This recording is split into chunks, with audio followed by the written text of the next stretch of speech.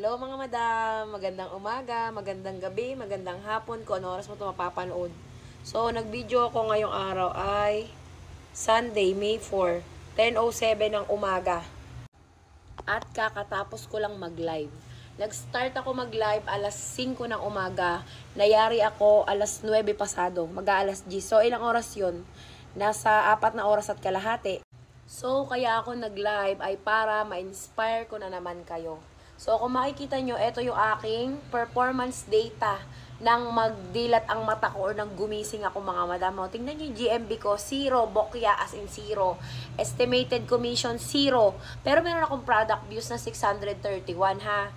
Kanina yan, 4:49 AM. Ngayong araw lang din yan, May 4, Sunday. 4:49 AM. Ayan, tignan nyo, walang kalaman-laman. Bokya, wala tayong benta. So, anong ginawa ko mga madam?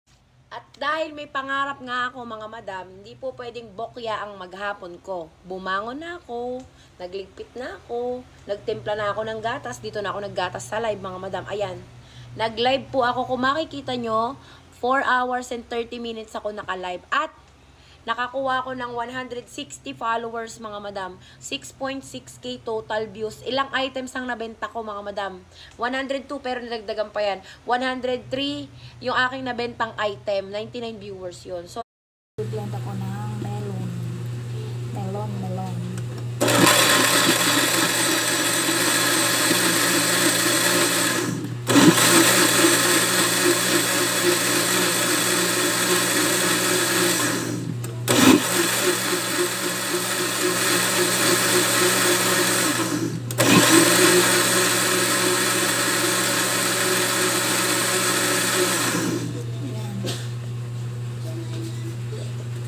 Tapos lalagyan ko siya ng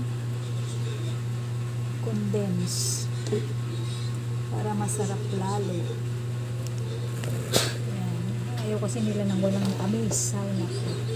Gusto ko sana yung purong katas ng melon. Kaso lang sabi nila lagyan ko daw ng condense. Ayan. Para lalong masarap daw. Sige na nga. Ayan. Tapos gumawa rin ako ng gelatin. Ayan, gelatin. Lalagyan ko siya ng gelatin kasi request din nila yan.